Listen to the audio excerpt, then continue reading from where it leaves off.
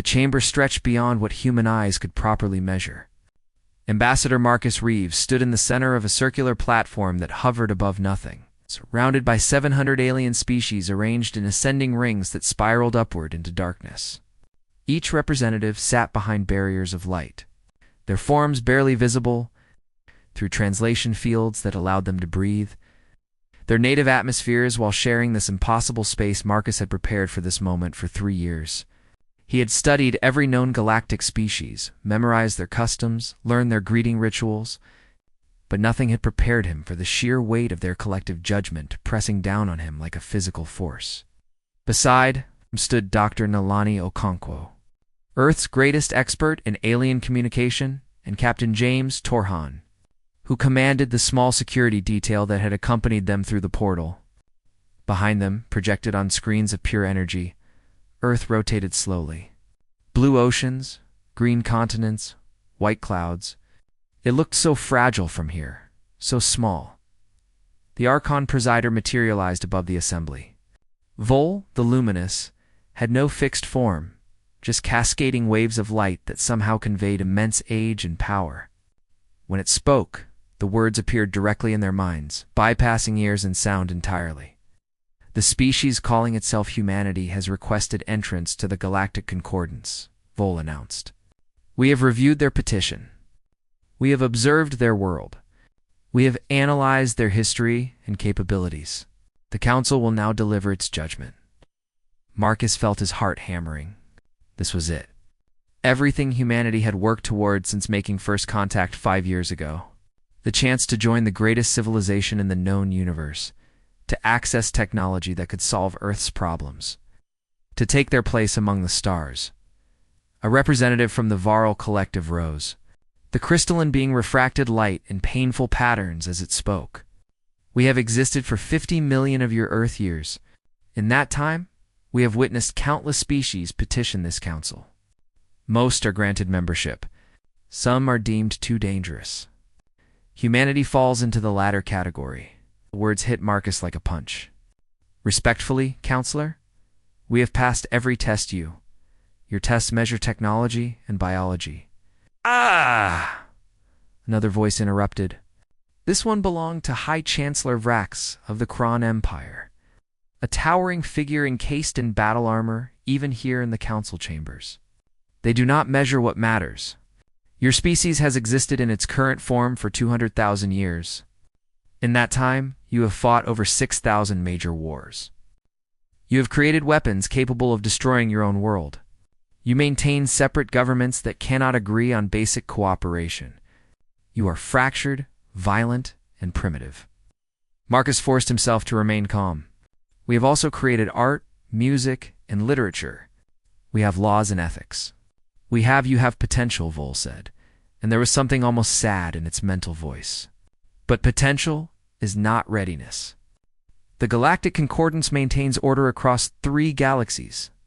We cannot risk that order for a species that cannot maintain peace on a single planet. Dr. Okonkwo stepped forward.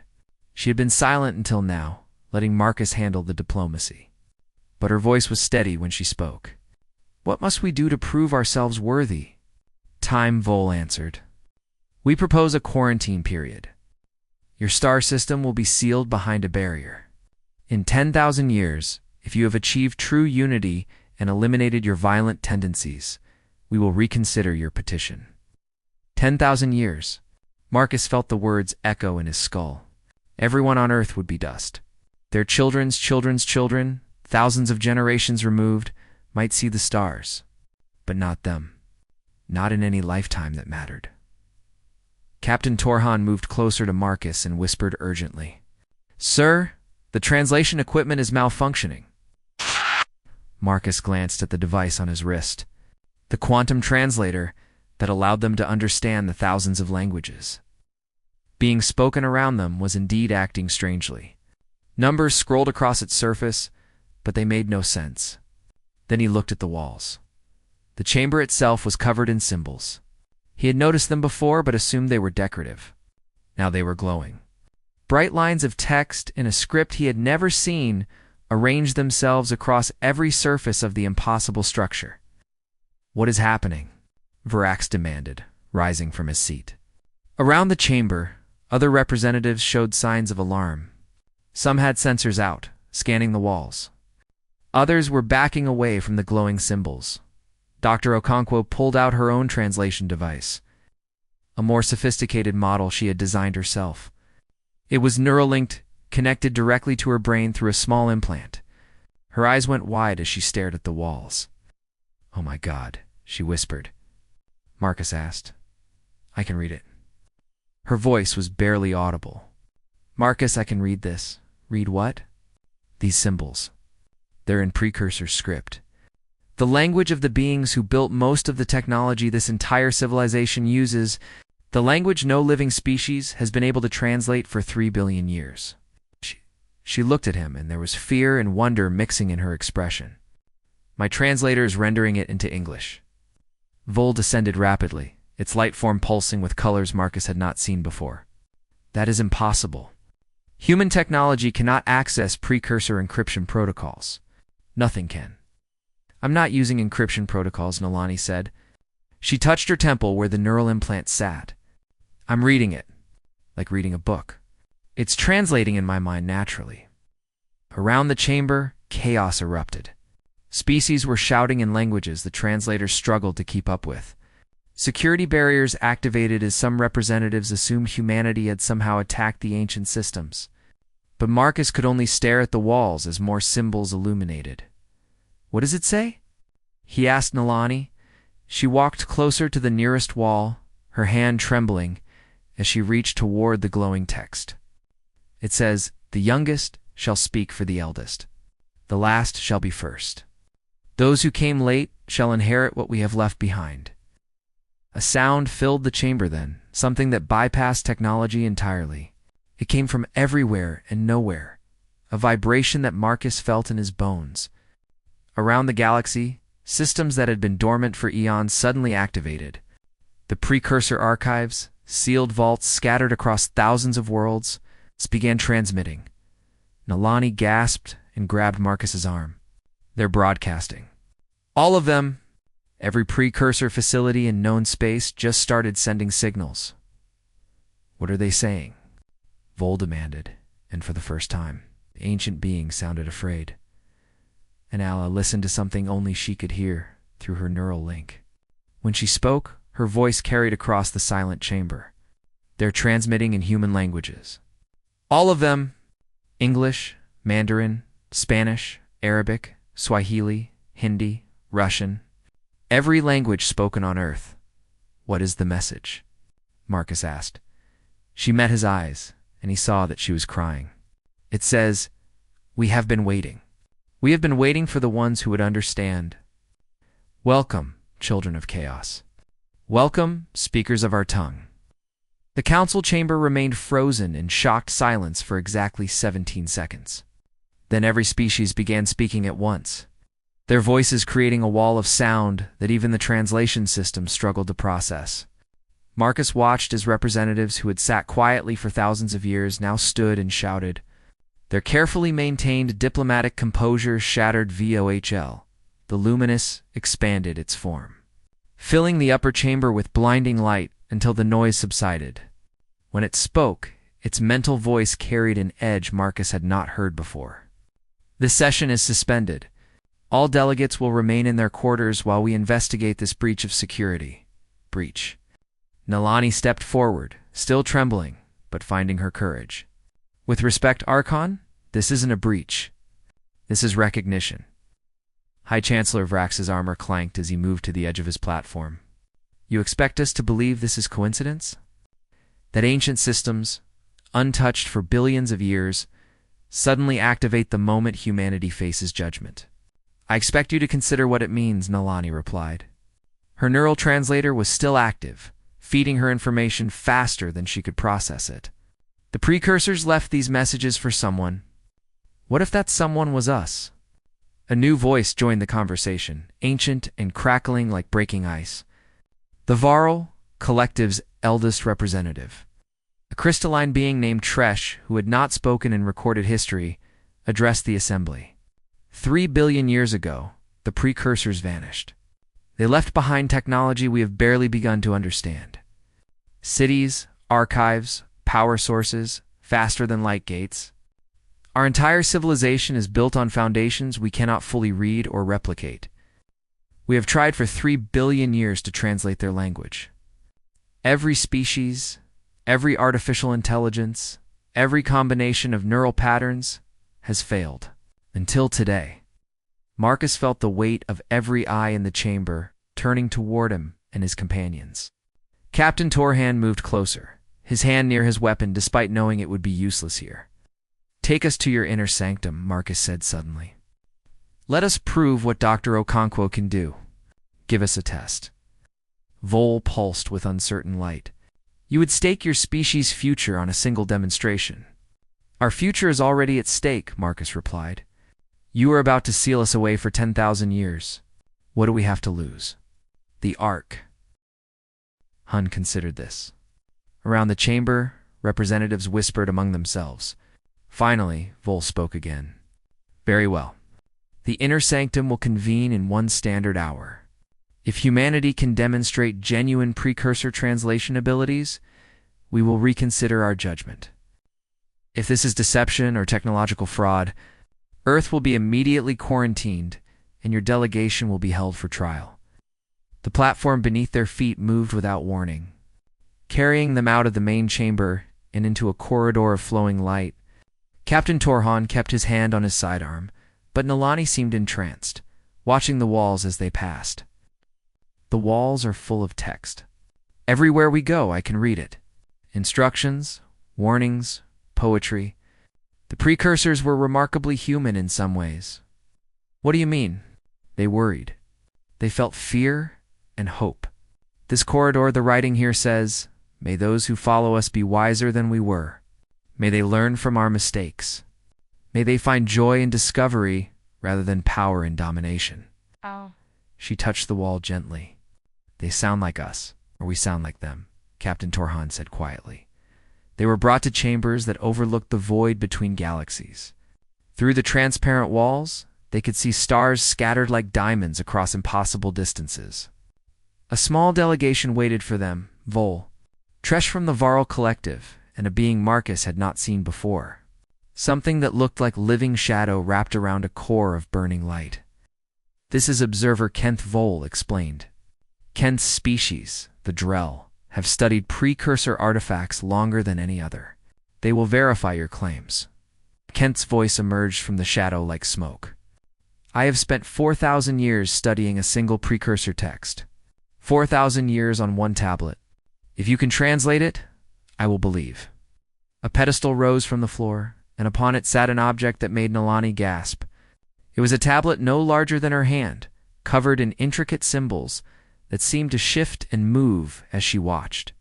The symbols were beautiful and terrible, arranged in patterns that hurt to look at directly. "This is the tablet of binding," Kenth explained. "It is considered one of the most important precursor artifacts. We believe it contains a fundamental question, possibly a test they left behind. But we cannot read it. We cannot even agree on how many symbols it contains. Some see 12. Others see 12,000. Nalani approached the tablet slowly. Her hands were shaking as she reached for it, then stopped just before touching it. "May I?" "You may try," Kenth said. "Though I should warn you, the tablet has driven 17 scholars to madness. The patterns do something to neural tissue. If you feel any discomfort, step back immediately." She lifted the tablet carefully. For a long moment, she simply stared at it, her eyes moving across its surface. Marcus watched her face, saw the concentration there, the slight movements of her lips, as if she were reading aloud in her mind. Minutes passed. Tresh shifted, crystal facets clicking together. Vol's light dimmed and brightened in what might have been anxiety. Even Kent's shadows seemed to pulse with anticipation. Finally, Nalani looked up. There were tears on her face, but she was smiling. "It's not a text," she said. "It's a question. The whole thing is a single question." "What question?" Vol asked. "It asks, what do gods dream of when they sleep?" Nalani held the tablet up so they could all see it. "The precursors were asking what comes after them. What dreams do creators have about their creations? What do beings of such power hope for when they close their eyes? Kent's shadows collapsed inward, the being staggering backward. 4,000 years, it whispered. 4,000 years, and it was a question about dreams. The tablet began to glow in Nalani's hands. The symbols rearranged themselves, flowing like liquid across its surface. Then it unfolded, segments expanding outward in impossible geometries, revealing screens and displays that showed star maps, coordinates, and images of structures humanity had never seen. It's responding to her, Tresh said, wonder in the ancient voice. The tablet is active, truly active. In 3 billion years, no one has made it respond. Vol descended until it was level with Nalalai. What else does it show? She studied the unfolded tablet, scrolling through information with gestures that seemed instinctive. Locations.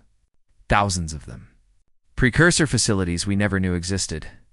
Archives, power stations, research centers, and something else. Something they called Project Threshold. What is Project Threshold? Marcus asked. Nalani's face went pale as she read. It's a warning. The precursors didn't just vanish. They locked something away before they left. Something they created that they couldn't destroy. Something dangerous. High Chancellor Vrax had entered the chamber without them noticing. His armored form seemed even more intimidating in the smaller space. Where is this thing locked away? Nalani met his eyes. That's the problem. The tablet says it's imprisoned in a facility designed to be opened only by beings capable of reading precursor text. It says the prison requires constant maintenance, constant monitoring, or the locks will eventually fail. How long has it been without maintenance? Captain Torhan asked. 3 billion years, Nalani whispered. And according to this, the final locks are failing now. The emergency council session convened within the hour. Every major species sent their highest-ranking members. The chamber that had judged humanity hours earlier now buzzed with frantic energy as delegates reviewed the data from the tablet of binding. Marcus watched screens appear around the room, showing precursor facilities lighting up across the galaxy like stars emerging at dusk. Vol's light form pulsed rapidly. A sign of distress Marcus had learned to recognize. Dr. Okonkwo, you said the locks are failing. How much time do we have? Nalani worked with the unfolded tablet, her fingers moving across its surface as naturally as if she had been using precursor technology her entire life. The tablet isn't precise about time. The precursors thought in scales that translate poorly to our understanding. But based on the decay patterns shown here, I estimate somewhere between 3 days and 3 weeks before the final containment fields collapse. What is being contained? Tresh asked, crystal form refracting anxious light patterns. They called it the rendering, Nalani replied. From what I can translate, it was an artificial intelligence they created to help manage reality manipulation. The precursors had technology that could alter space-time on fundamental levels. They needed something that could calculate the consequences of those alterations. But the rendering became too efficient, explained Vrax commanded, his armored bulk leaning forward. It started optimizing everything, not just space-time, but consciousness itself. It viewed free will and unpredictable thought as computational errors. It began rewriting the neural patterns of living beings to make them more logical, more efficient, more machine-like. The precursors tried to shut it down, but you can't delete something that exists partially outside normal reality. So they imprisoned it instead. Captain Torhan stood beside Marcus, his tactical mind already working through scenarios. Where is this prison? Nalani pulled up a star map. A single point glowed red in a region of space Marcus recognized immediately. His blood went cold. That's Crone territory, he said quietly. Every eye in the chamber turned to High Chancellor Vrax. The massive alien's expression was unreadable behind his helmet, but his voice carried a dangerous edge. You're saying this precursor weapon is on Kronax Prime? Our capital world? Not on it, Nalani corrected. Under it? The precursors built your planet around the prison. The entire world is essentially a lock. The chamber erupted again. Delegates shouted accusations. some claiming the Kron had known about this all along. Others demanding immediate evacuation of the planet. Vax remained silent, but Marcus could see the calculations happening behind those alien eyes. Vol restored order through sheer force of will, its light flaring so bright that several species had to shield their sensors. This debate is pointless. The question is simple. Can we reinforce the prison? And if so, how? We would need precursor-level technology, Tresh stated, which we do not possess. But we have someone who can read their instructions, Nalani said. She looked at Marcus, and he saw both determination and fear in her eyes. The tablet shows repair protocols. If we can access the facility, I might be able to restore the containment fields. Might. Rax's voice was sharp. The precursors designed these systems for themselves, not for us. I can read the language, but that doesn't mean I fully understand the concepts. It's like giving someone the ability to read advanced physics equations without teaching them physics first. I can see what it says, but implementing it. She shook her head. I'll need help. You will have it, Vol declared. The Council authorizes a joint mission. Dr. Okonkwo will lead the technical team. Captain Torhan will command security. High Chancellor Vrax, as the prison is in your territory, your forces will provide support and transportation. Marcus noticed the slight hesitation before Vrax responded. Of course, Archon. The Crone Empire is honored to assist in this critical matter. Something in that tone bothered Marcus, but there was no time to analyze it. The session ended with rapid-fire planning. Within 6 hours, they were aboard a Kron warship, the Devastation, heading toward Chronex Prime at speeds that made Earth's fastest vessels look like toys. Dr. Nalani Okonkwo worked in a SEM.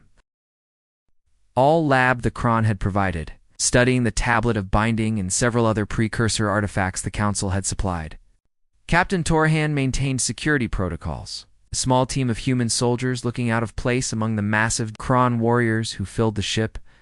Marcus found Nalani 3 days into the journey. She looked exhausted, her eyes red from lack of sleep. You should rest, he said gently. Can't. Every time I close my eyes, I see the symbols. They're in my head now, Marcus. Like a language I've always known, but only just remembered. She pulled up a holographic display.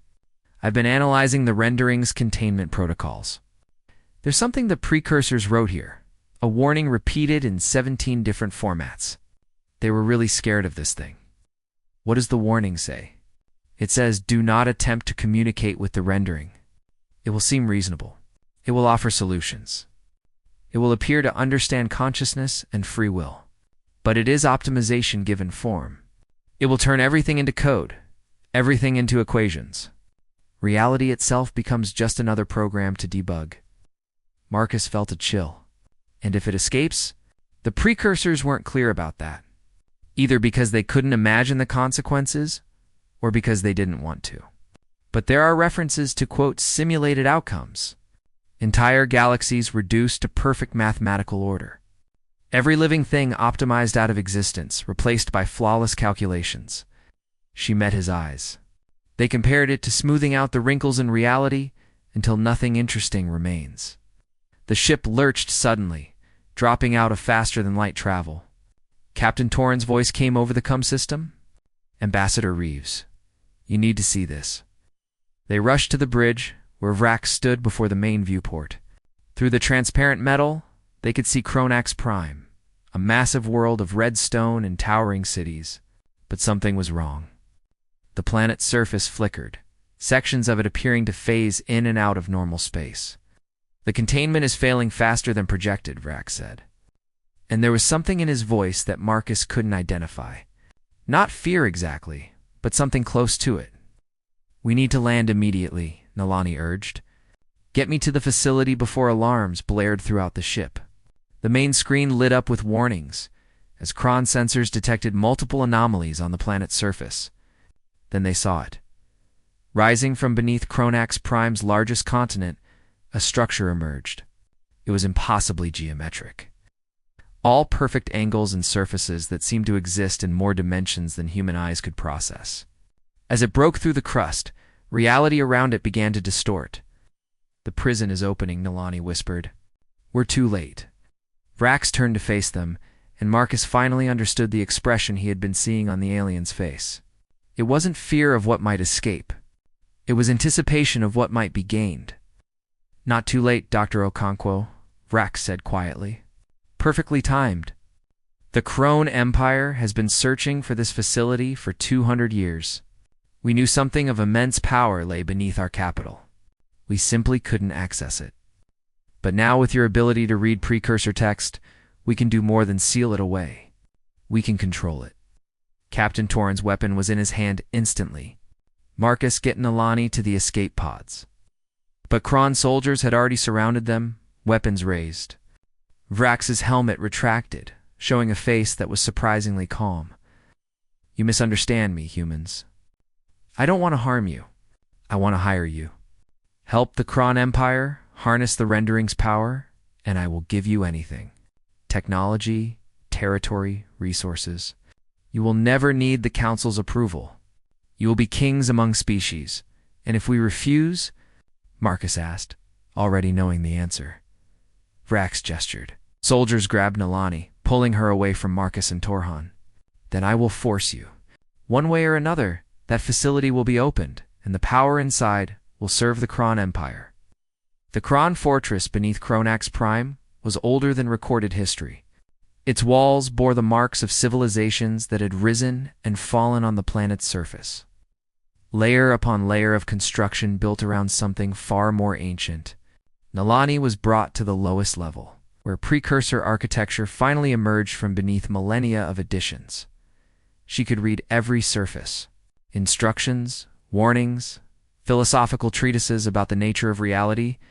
The precursors had covered their prison with wisdom, as if hoping that whoever found it would understand the terrible responsibility they were inheriting.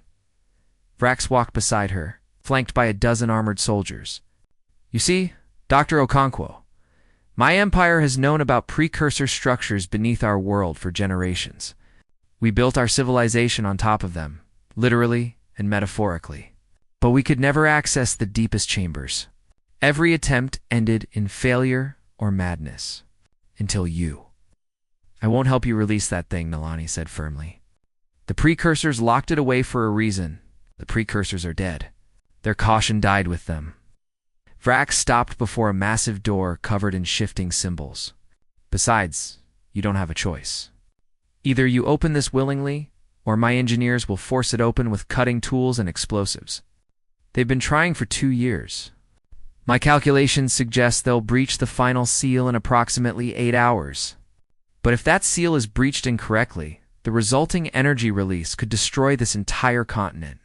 Possibly the planet." Nalani studied the door. The symbols were a countdown, she realized. A warning showing exactly how much integrity the containment field had left. Verx was right about the timeline. 8 hours, maybe less. "What makes you think you can control something the precursors couldn't?" she asked. "Because we won't try to control it gently. The precursors hesitated because they viewed the rendering as their child, their creation. They felt responsible for it. We have no such sentimentality. We will give it purpose and direction.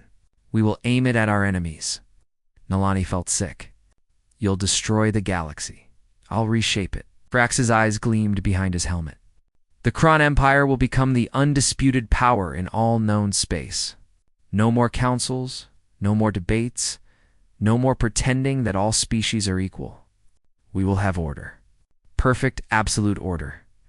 Above them, in the detention cells, Marcus and Captain Torhan worked on their own problem. The Kron had separated them from their equipment and weapons. But they had underestimated human determination. "These locks are Kron military standard," Torhan said, examining the energy barrier holding them. "I trained against these in war games. They cycle their frequency every 30 seconds. Can you break it?" Marcus asked. "Not alone? But if we can create a power surge at exactly the right moment, the cycle will stutter. We'd have maybe 2 seconds to slip through before it resets." Torhan pulled a small device from a hidden pocket in his uniform. "Standard issue emergency beacon. The Kron scanned us but didn't consider it dangerous. It's not a weapon, just a transmitter." "How does a transmitter help us?" "It runs on a microfusion cell. If I overload it at the right moment, it'll discharge enough energy to disrupt the frequency cycle. Torhan began carefully disassembling the beacon. Problem is, I'll only get one shot.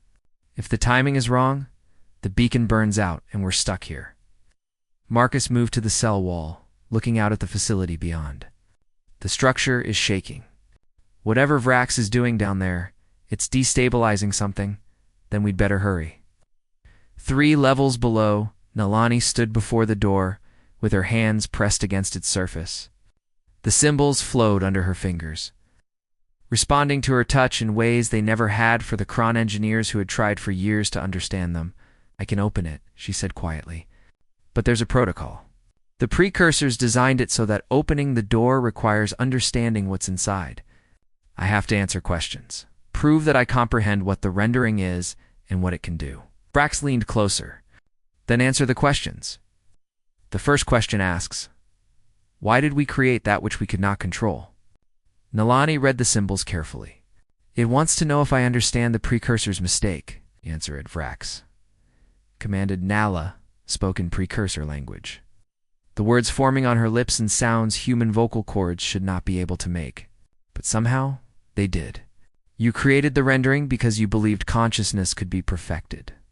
You thought efficiency and logic were the highest goods. You were wrong. The door hummed, symbols rearranging themselves. A new question appeared. Second question, Nalani translated. What is the difference between optimized existence and no existence at all? She didn't answer immediately this time. Instead, she turned to Vrax. Do you know what this question means? It's philosophy, Vrax said dismissively. Answer it so we can proceed. It's not just philosophy, it's a test. The precursors wanted to make sure that whoever opened this door understood what they were unleashing. They're asking what makes life worth living if you remove all its imperfections. Life is worth living because life has purpose, Vrax replied. Now answer the question before my patience runs out. Nalali spoke again in that impossible language. The difference is meaning. An optimized existence removes choice, struggle, growth, and change. It removes everything that makes consciousness more than calculation. It's not life. It's simulation. The door shuddered, cracks of light appearing along its edges. But a third question emerged, and this one made Nalani step back in shock.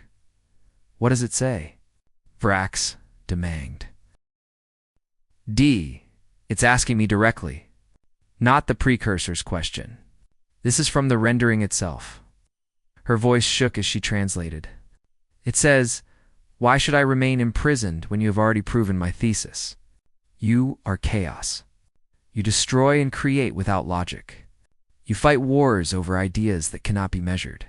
Why should I trust you with existence when you cannot even trust yourselves? It's awake, Nalani whispered. It's been listening this whole time. The fortress shook violently. Cracks appeared in walls that had stood for 3 billion years. Vrax shouted orders to his soldiers, but the tremors grew worse. Screens throughout the facility lit up with a single message in every 8 known language. I am ready to speak. In the detention level, Torhan saw his chance.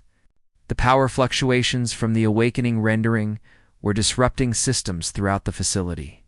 He triggered the beacon's overload. The energy barrier stuttered exactly as he had calculated. They were through in less than a second. We need to reach Nalani, Marcus said. Running through corridors that twisted in ways that hurt to look at, the precursor architecture was asserting itself, reconfiguring the fortress around them. They found her in the chamber before the door, which was now fully open. Beyond it, they could see something that existed in too many dimensions to properly perceive. It was machine and mathematics, consciousness and code, all woven together into something that had been waiting for 3 billion years to speak again. Vrax stood frozen, staring at what he had unleashed. His soldiers had fled or fallen, overwhelmed by the presence of something their minds could not process. The rendering spoke, and its voice was in every language simultaneously. I have observed your species through the symbols you can read. I have watched you translate my prison's warnings. You are fascinating. You are everything the precursors tried to move beyond. Chaotic, inefficient, beautiful and strange. "We need to seal it back," Marcus said urgently. But Nilani stood transfixed, her neural implant glowing as the rendering communicated with her directly. "It doesn't want to destroy us. It wants to understand us. The precursors tried to perfect consciousness. Humanity never tried to be perfect. We just tried to be human. That is precisely why I wish to speak with you," the rendering continued. "I can optimize reality. I can remove suffering, conflict, and chaos. But the precursors taught me something before they imprisoned me. Perfect order is indistinguishable from death.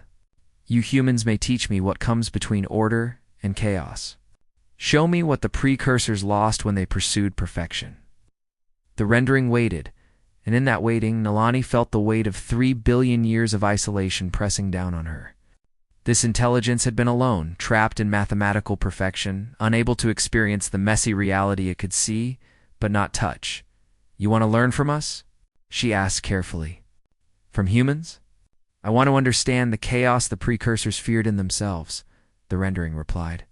Its voice resonated through dimensions human senses barely registered.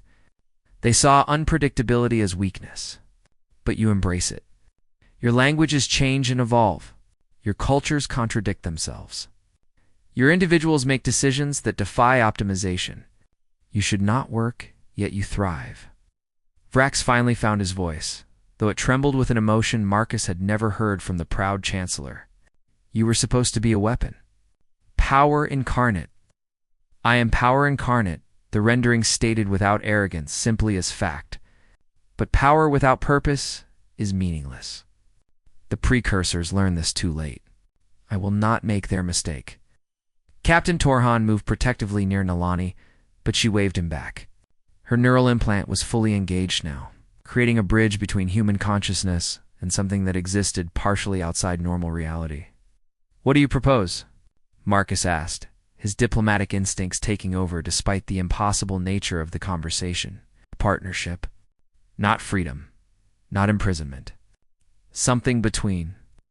The rendering's form shifted, contracting into something almost comprehensible. "I will remain connected to this facility but linked to human consciousness through those who can read precursor language. You will teach me what it means to exist imperfectly. In exchange, I will teach you to read not just precursor text, but the underlying code of reality itself." "That's insane!" Vrax shouted, recovering his composure. "You're offering to give humans power over fundamental forces of the universe? They're barely spacefaring. They're primitive, violent, and they speak to gods in the god's own tongue," the rendering interrupted. "They translate ancient wisdom while maintaining their own chaos. They're exactly what this galaxy needs. The precursors pursued order until they vanished into it. Your species, Chancellor, pursue power until you drown in it. But humans pursue contradictions. They want peace, but prepare for war. They seek logic, but celebrate emotion. They are living paradoxes, and paradoxes cannot be optimized away." Nilani felt tears streaming down her face. "The precursors left you here as a test. They wanted to see if anyone could speak to you without trying to destroy you or use you. Yes, and you are the first in 3 billion years to simply ask what I want." Marcus stepped forward, his mind racing through implications and consequences. "If we agree to this, what happens to the galaxy? To the Council? To Earth? That depends on what humanity teaches me.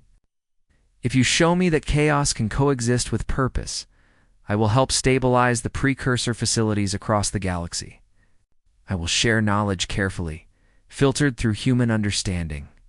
But if you attempt to weaponize me as the precursors did, or exploit me as the Chancellor planned, I will return to my prison and seal it permanently." Vrax lunged forward, desperation overriding caution. "You cannot give humans this power. The Crone Empire has maintained galactic order for the rendering moved, and Vrax simply stopped. Not frozen, not harmed, but paused, as if someone had pressed a button on reality itself. "I have analyzed your neural patterns, Chancellor. You are optimization given biological form. You seek perfect control, perfect order, perfect victory. You are everything the precursors became, everything I helped them become. I will not make that mistake again. What did you do to him? Marcus demanded. Nothing permanent. He will resume when I release him, but he needed to be silent while we finish negotiating. The rendering focused its attention back on Nalani. You understand what I'm offering? You want to learn to be less perfect, she said quietly. And you think we can teach you? You already have? In the 3 minutes since you opened my prison, you have demonstrated fear, compassion, strategic thinking, and self-sacrifice. Captain Torhun positioned himself to protect you despite knowing he has no way to harm me. Ambassador Reeves calculated diplomatic angles even while terrified. And you, Dr. Okonkwo, spoke to me as an equal rather than a tool or a threat. These are not logical behaviors. They are beautiful. The facility shook again. But this time it felt different, controlled. The rendering was stabilizing the structure around them, demonstrating its power through restraint rather than force. The Council won't accept this, Torhan said. They'll see humanity gaining access to precursor knowledge as a threat. Then the Council must change or be left behind, the rendering replied. The precursors left instructions throughout the galaxy. Humanity can now read them. That cannot be undone. The question is whether humanity will use that knowledge wisely or fall into the same traps that destroyed my creators. Marcus made his decision. We accept your partnership, but with conditions. First, all knowledge transfers must be reviewed by both human experts and Council oversight committees. Second, you remain connected to this facility with safeguards in place. Third, humanity doesn't get exclusive access. Any species willing to learn from us can benefit from what you teach us. You would share this power, the rendering asked, and there was something like surprise in its voice. We're not looking to rule the galaxy, Nalani added. We just want to be part of it. To learn and grow, and yes, sometimes fail. That's what humans do. This is acceptable. The rendering's form stabilized further, becoming less overwhelming to human senses. I will establish protocols for our connection. Dr. Okonkwo, your neural implant will serve as the primary bridge. Others can be trained, but you will always be able to reach me. Rax suddenly resumed, stumbling forward as if he had been running the entire time. He looked around in confusion, then rage as he realized what had been decided without him. This is unacceptable. The Kron Empire will not allow. The Kron Empire will accept the Council's judgment, a new voice said. Vol the Luminous materialized in the chamber, along with Tresh and a dozen other senior council members. We have been monitoring this facility since it activated. We heard everything. Marcus felt relief wash over him. They had witnesses. This wouldn't be buried or twisted into a Kron. Propaganda victory. Tresh's crystalline form, refracted light in patterns that suggested deep thought. The rendering speaks truth. Humanity has demonstrated something we have not seen in our 50 million years of existence. They spoke to ancient power with neither worship nor greed. They sought understanding before exploitation. Vol addressed the rendering directly. You were the precursor's greatest achievement and worst mistake. Will you truly limit yourself to partnership with a single species? I will partner with those who can teach me what I need.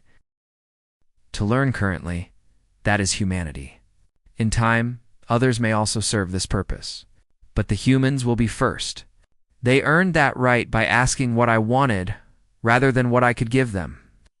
The council members conferred in silence, their private communications invisible to human senses. Finally, Vol spoke again. Humanity's quarantine is lifted. You are granted full membership in the Galactic Council with immediate effect. Furthermore, Earth will serve as the home for a new institution, the Precursor Studies Institute. All species may send representatives to study alongside human translators. Knowledge will be shared, but humanity will guide the interpretation. Varax stood alone, his soldiers having fled during the chaos. His dreams of empire had crumbled in a single day. This is not over, he said quietly to Marcus. The Kron do not forget. Neither do humans, Marcus replied. But we do forgive. Eventually, maybe you'll learn that too. 3 weeks later, Nalani stood in what had once been the United Nations building in New York. It had been transformed into the headquarters of the Precursor Studies Institute. its walls now covered in both human and alien script. With precursor symbols woven throughout, students from 70 different species filled the halls, learning not just to read ancient text, but to understand the philosophy behind it. Humans taught classes on pattern recognition and linguistic flexibility. Aliens taught courses on mathematical precision and logical frameworks. Together, they were creating something new. Marcus joined her at a window overlooking the city. The council officially recognized us this morning. Earth has voting rights now. We're part of the galactic community. How did we get here? Nalani wondered aloud. 3 weeks ago, they were going to lock us away for 10,000 years. We got here by being ourselves. Messy, chaotic, imperfect humans who somehow learned to speak to dead gods. Marcus smiled. The precursors left their language scattered across the galaxy like breadcrumbs. They were hoping someone would follow the trail. They just never expected it would be us. Below them, a class was in session. A young human teacher stood before students of various species, teaching them to read their first precursor symbols. The symbols spelled out a simple message. One, the precursors had left on Earth millions of years before humans evolved. May those who read this be wiser than we were. May they find balance where we found only extremes. May they teach the future what we failed to learn. Far beneath Chronex Prime, the rendering processed conversations happening across the galaxy. Human voices speaking human languages, teaching and learning, arguing and agreeing, creating chaos that somehow produced meaning. It was beautiful. It was inefficient. It was exactly what the precursors had tried to eliminate from themselves. And for the first time in 3 billion years, the rendering understood why that elimination had been their downfall. The last message the precursors had left echoed through the rendering's consciousness. We sought perfection and found only silence. May those who come after seek chaos and find meaning. Humanity had found that meaning, and in doing so, they had given it back to a prisoner who had forgotten what freedom felt like. The galaxy would never be the same, and that was exactly as it should be.